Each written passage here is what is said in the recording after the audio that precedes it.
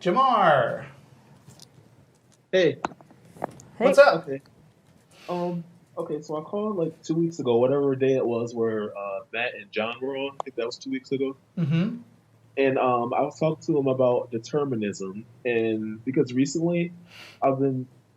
It started like a few weeks ago. I was watching Sam Harris talk about free will and everything, Okay. and I started to become convinced that free will is just an illusion.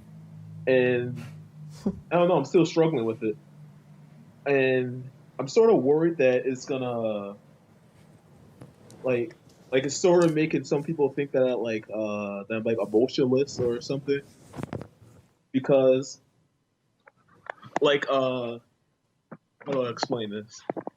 Okay, so I was having a debate on Tumblr about abortion, and I was Yeah. debating people who were pro-life. I'm pro-life. I mean pro-choice. I'm Mm-hmm. also pro-choice. I get confused between the term. Okay.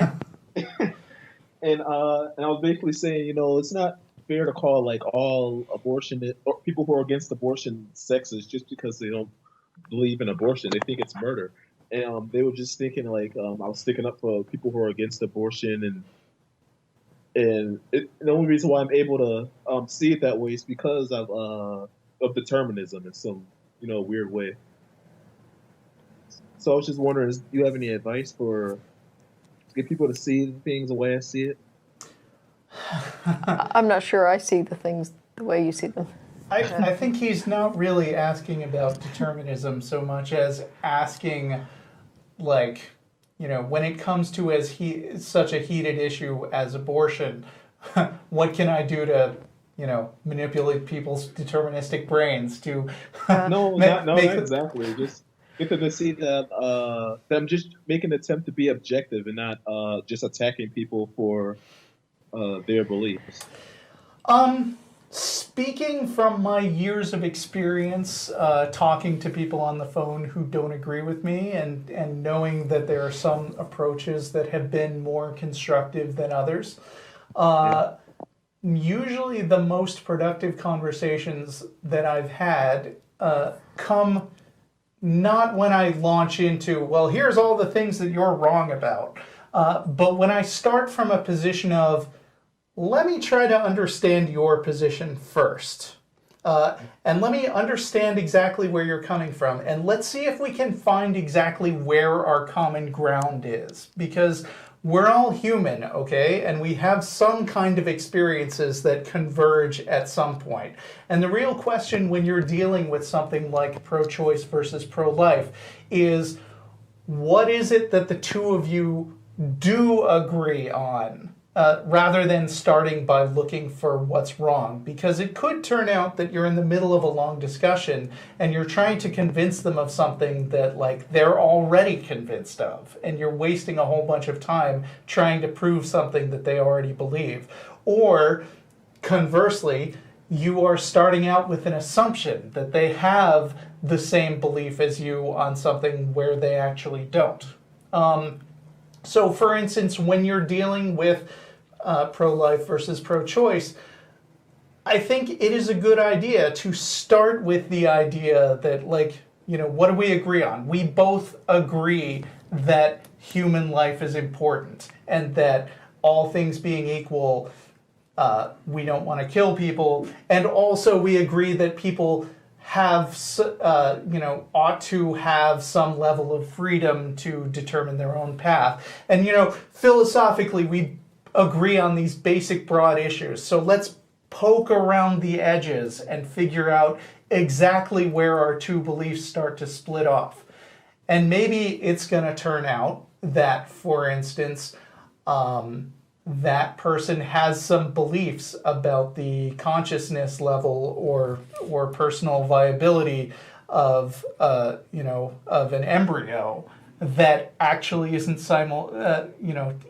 scientifically true, or maybe that person is going to be persuaded by some analogies that we've used a lot on the show about whether it is whether you would force somebody to donate an organ for somebody who would otherwise die. And the reason that we poke around at these tangential or seemingly tangential issues a lot of times is that we're trying to be, when you're trying to persuade somebody, you want to be very cautious about step by step figuring out where they disagree with you and why, so that maybe you can push them a little bit toward the position that you would like them to be convinced of. Okay. I also have another question. It's completely unrelated, but I didn't want to steal your thunder, though I know abortion is an important issue to you, Jen. Yeah, no, go ahead. And, Okay. What's your next question? okay. So I was going to ask you about how do you know that, for example, Jesus doesn't exist, whereas you can say someone like Julius Caesar did? Well, we have like historical references to Julius Caesar, and it's not just that he had people following him around writing stuff down that he allegedly did. There are accounts of, for example, opposing armies. It's the same way we validate other historical claims. There were I believe coins that had his likeness on them. There's all kinds of references to Julius Caesar. There's almost nothing like that with respect to Jesus Christ.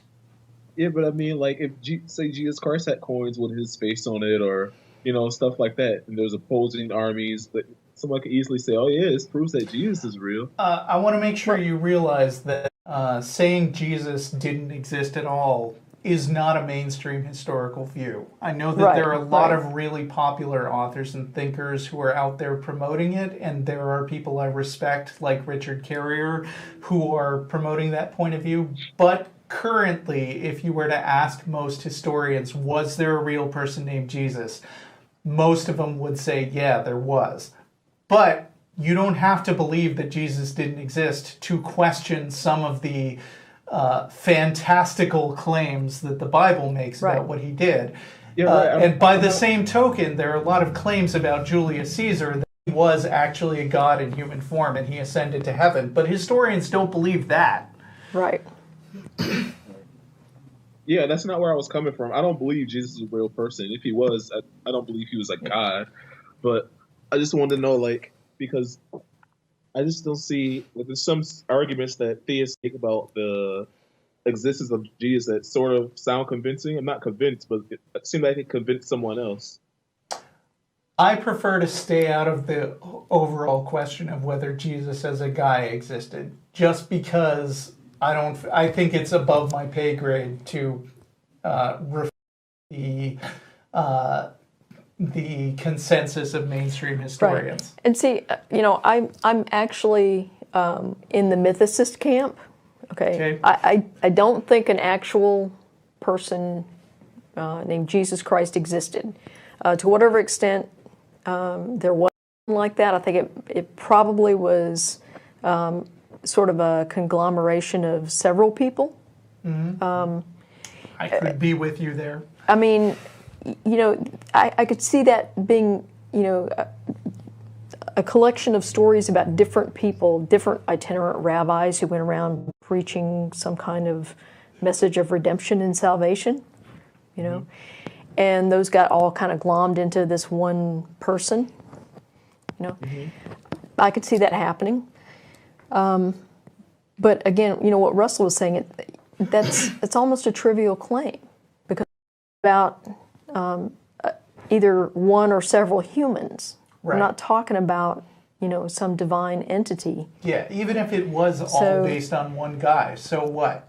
And I mean, the really mundane claims are not the interesting ones, and they're not the ones that anybody's going to It's the supernatural claims that are the interesting claims. Those are the ones that the theists are so tied to, and those are the ones that require some extraordinary evidence, which they don't have.